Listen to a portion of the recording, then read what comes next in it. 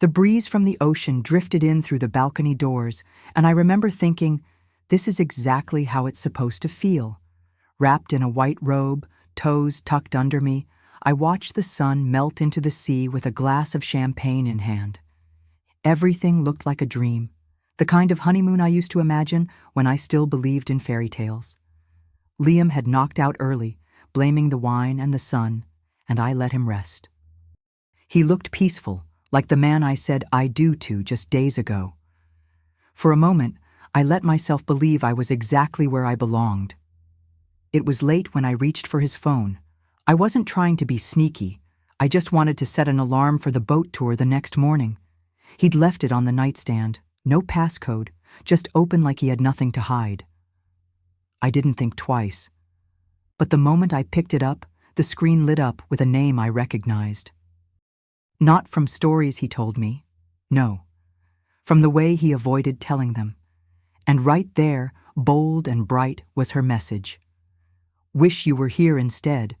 I still can't believe you went through with it. My heart stopped.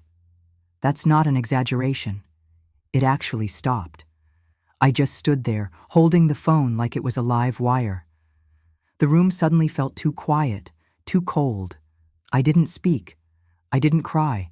I just kept reading, because something in me knew. That message was just the beginning. I tapped the message, heart pounding so loud it drowned out the waves outside. Her name, Jessica, filled the top of the screen like a headline I never wanted to read, and below it, a thread that never ended. Dozens of texts, some flirty, some angry, some intimate. There were jokes about our wedding cake, complaints about the resort, and one that shattered me completely. She was the safe option. You always said that. I felt like I'd been erased in real time, like I was just a placeholder in my own life. I didn't wake him. I didn't scream. I didn't throw the phone across the room like part of me wanted to. Instead, I sat back down in the same chair where I'd watched the sunset hours ago, same view, same robe, but a completely different woman. I read every message, slowly, methodically, until the screen blurred from how hard I was blinking. It was like watching someone else's love story unravel, except I was the one being untangled. And the worst part? He didn't even bother hiding it. He had gone to sleep in a bed built on lies while I sat awake in the wreckage. I should have cried. I didn't. I felt hollow, like my body had already checked out and just forgot to take me with it.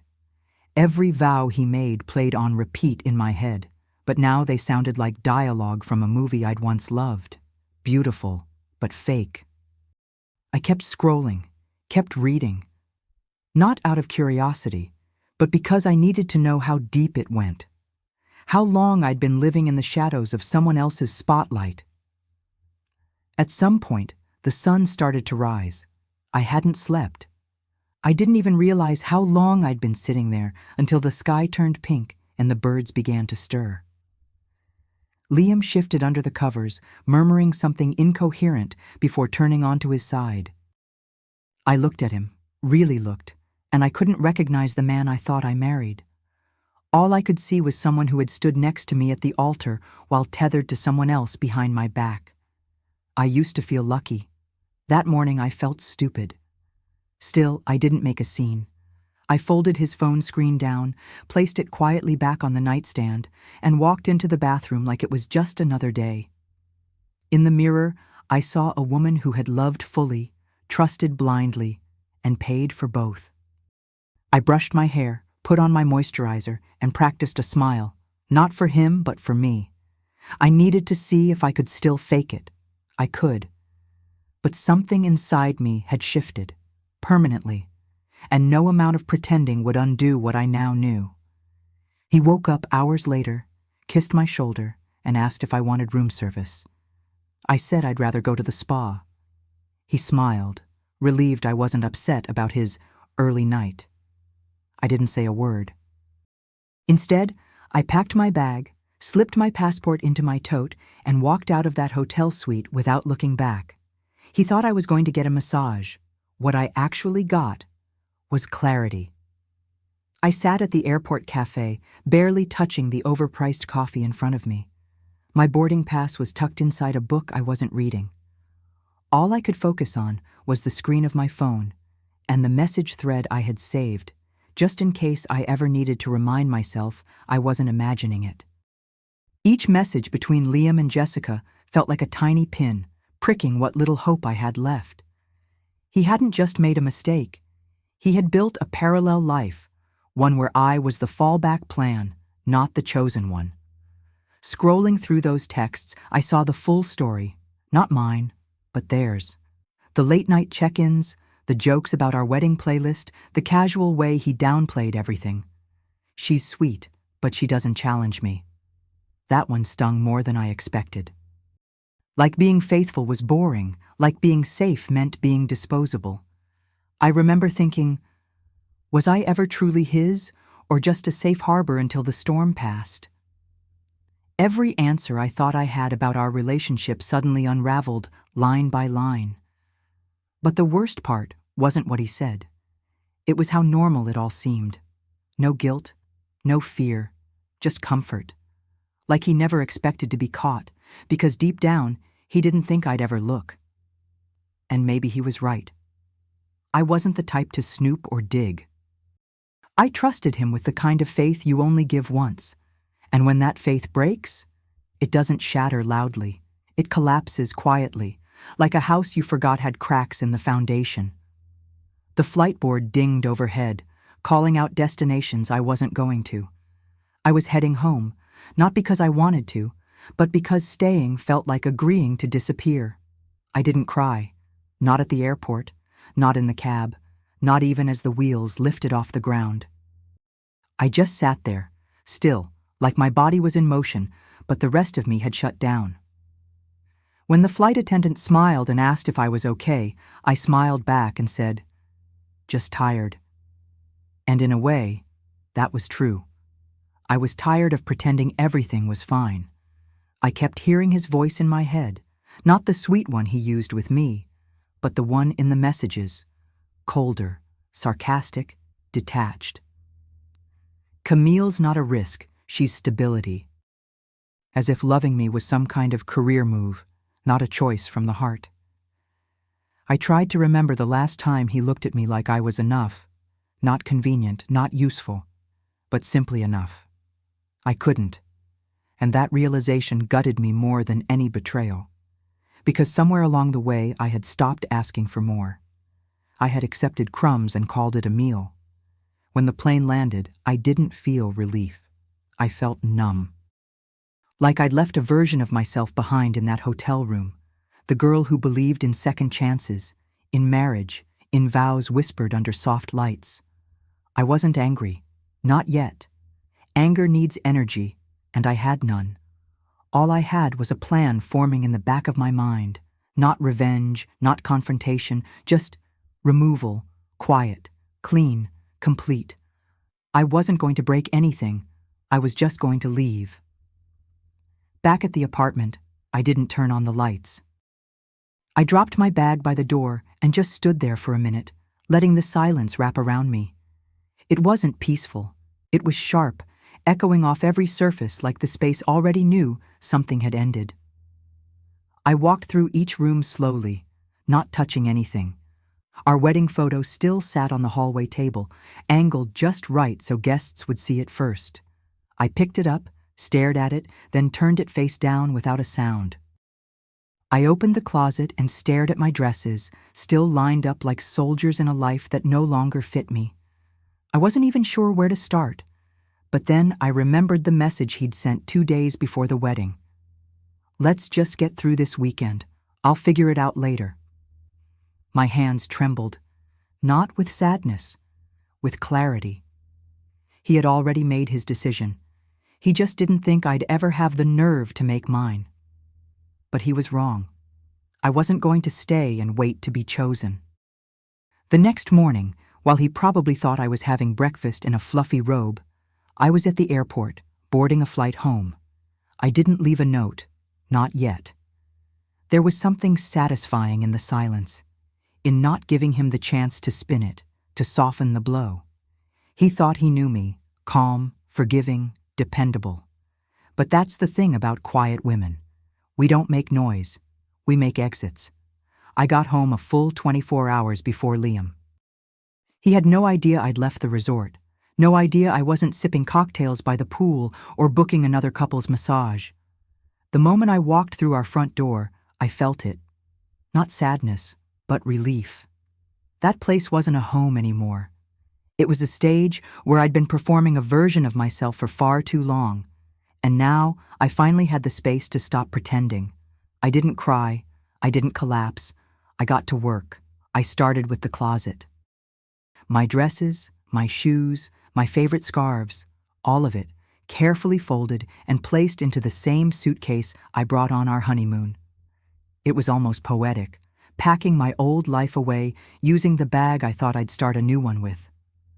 I moved with purpose, not rage. Every drawer I emptied felt like reclaiming a part of myself. My journals, my passport, my grandmother's earrings. I wasn't just leaving him. I was gathering the pieces of the woman I used to be, long before his version of love shrank me. The wedding photos came next, framed smiles that now felt like stills from a movie I'd never star in again. I took them down one by one, not because I hated them, but because they didn't belong in the story I was writing anymore. I wrapped them gently in newspaper and tucked them into a storage bin. No fire, no smashing, just removal. That's what hurt more, I think. That I didn't need to destroy anything. I just needed it gone. I moved room by room like I was erasing myself with precision. My books disappeared from the shelves. My favorite mug vanished from the kitchen rack. Even the extra blanket I always kept on the couch was gone. I didn't leave behind a single trace of comfort, nothing soft, nothing warm. The apartment began to feel like a hotel, sterile, impersonal, just the way I wanted him to find it. Cold, quiet, empty. The same way he made me feel that night in the hotel, without even knowing it. I boxed up the memories I still wanted, not many, honestly, and labeled them with dates, not emotions. Paris, 2019. Mom's birthday. Promotion dinner. Because the feelings attached to them had expired. I didn't want to carry heartbreak. I just wanted context, proof that I existed outside of him before and that I would again. I folded my wedding dress into a garment bag, zipped it slowly, and set it beside the front door. Not because I had plans for it, but because it didn't belong in the closet anymore. That space was reserved for someone honest. Then I sat down at the kitchen counter, pulled out a blank sheet of paper, and started writing. No anger, no accusations, just clarity. I told him I knew everything, that I saw it all, read every message, and heard what he really thought of me. I didn't beg for understanding. I didn't ask for anything. I simply wrote, "Enjoy your real honeymoon. I'm done pretending." I placed the note on the bed, right next to the signed divorce papers, and the ring I had worn with so much pride. I stood by the door for a long minute before locking it behind me. One last glance, not at the space, but at the absence I was leaving behind. No drama, no yelling, just silence, measured and final. There was something almost sacred about walking away without slamming anything. I didn't need a grand exit. The power wasn't in the noise. It was in the emptiness. I wasn't looking to hurt him. I was just done letting him hurt me. As I waited for the elevator, I felt lighter than I had in weeks, maybe months. Not because I had all the answers, but because I had finally stopped asking the wrong questions. I stopped wondering why I wasn't enough, and started asking why I kept offering everything to someone who gave so little. The doors opened, and I stepped in with only the essentials: my bag, my passport, and the version of myself I was finally ready to meet again. That woman had been quiet for too long. By the time Liam's plane landed, my phone was on airplane mode and my new keys were in my hand. A one-bedroom apartment across town, small, sunlit, and mine. No framed photos, no monogrammed towels, no traces of us. Just blank walls and clean counters waiting to be filled with my life. The kind of space that doesn't need to be shared to feel whole. He'd walk into that old apartment thinking he still had time, but all he'd find was a note, a ring, and a silence that would echo louder than anything I could have said out loud. He got home on a Sunday afternoon. I imagine he was still tan, still smiling, still full of the lies he packed in that suitcase. I wasn't there to see it, but I've played it in my head, the way he opened the door expecting normal. Maybe he called out my name, expecting to hear me call back from the kitchen or the bedroom, but the apartment would have answered first, not with sound, but with absence. No scent of my perfume, no soft music playing, just space, cold, unrecognizable space. He must have walked in slow at first, confused, maybe annoyed, probably texting me something like, "Where are you? Did you take my charger?"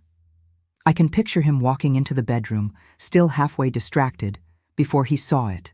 The envelope, the papers, the ring. I wonder if he said my name out loud. I wonder if his heart sank, or if his ego flared up first. Either way, there was no one there to absorb his reaction.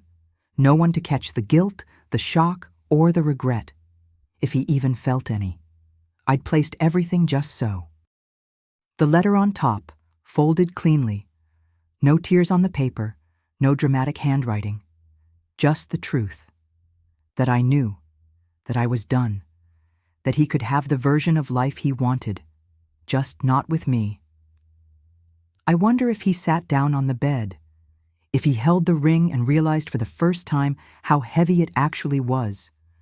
Not because of the metal, but because of what it was supposed to mean, and how little it meant to him when it still had a chance to matter. I didn't need to imagine what happened next. His messages told me everything. The string of missed calls, the voicemails that started calm and turned frantic. "Camille, can we talk? This doesn't make sense. Please call me back." They came in waves, like someone trying to plug a dam after it's already burst. But I never answered, not because I wanted to punish him, but because I had nothing left to say. He had kept one foot in the past, and now he was the one stuck in it.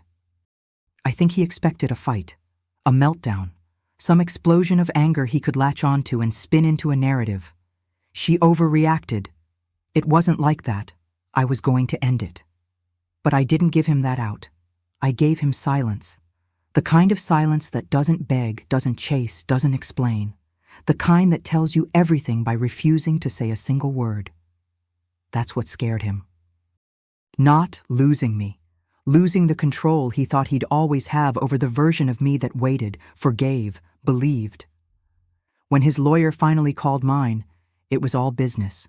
No letters, no grand gestures, no last-minute airport scenes, just logistics and signatures. The same man who once memorized my coffee order couldn't even say my name directly. He referred to me as my client's wife, like I was already past tense. And maybe I was. Maybe I had been the moment I saw that message.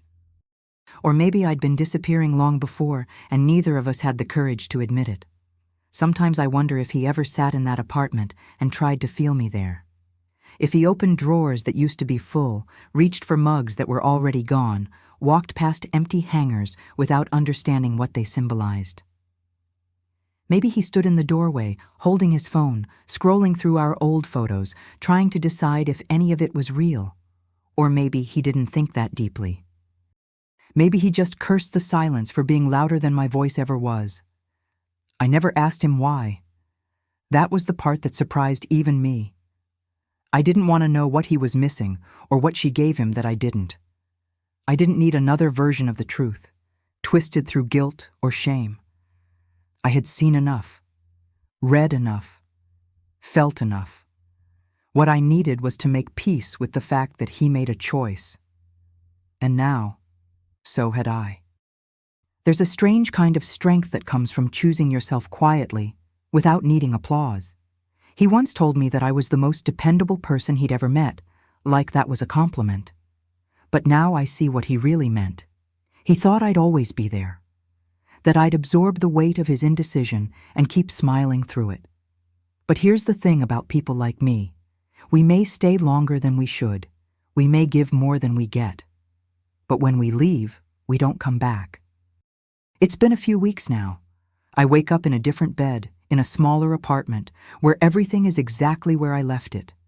There are no surprises here, no unfamiliar cologne on the pillow, no secrets lurking behind a lock screen.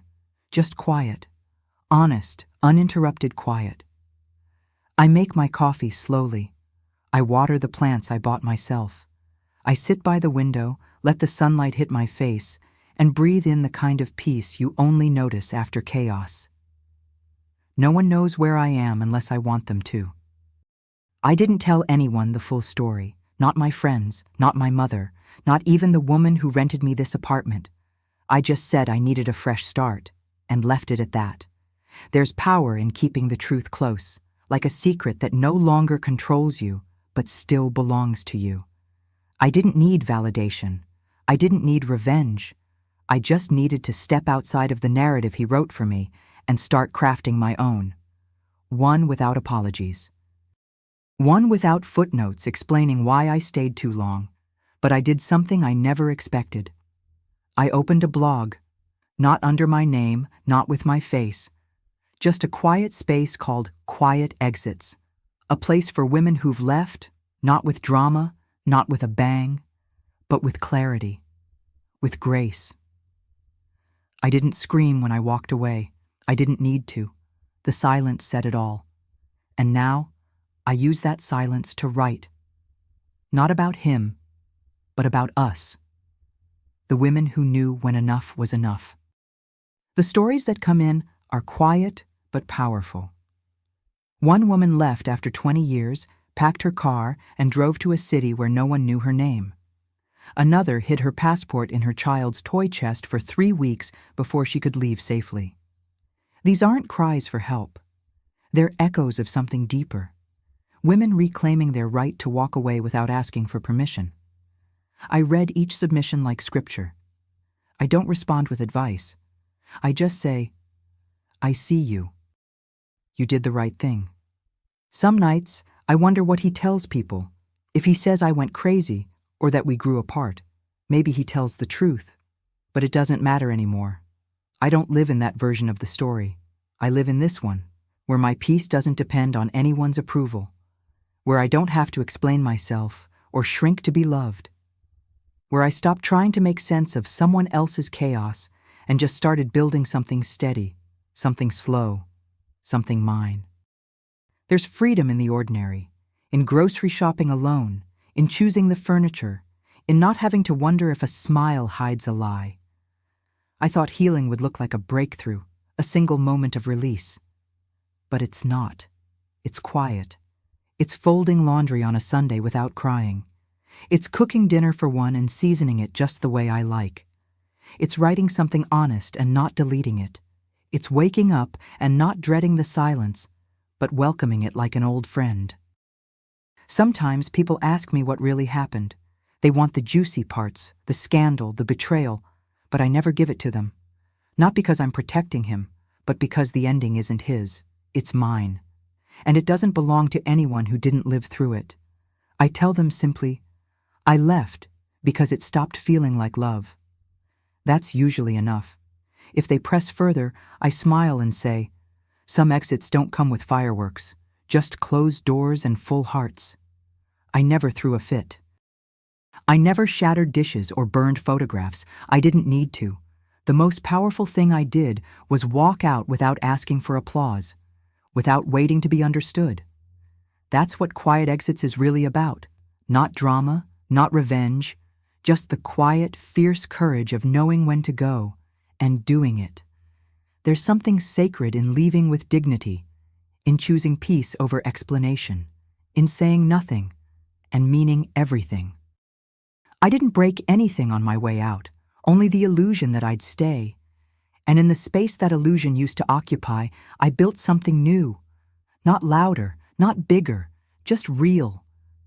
Some people survive heartbreak with noise. I survived mine with silence. And for the first time in a long time, the The silence feels like home.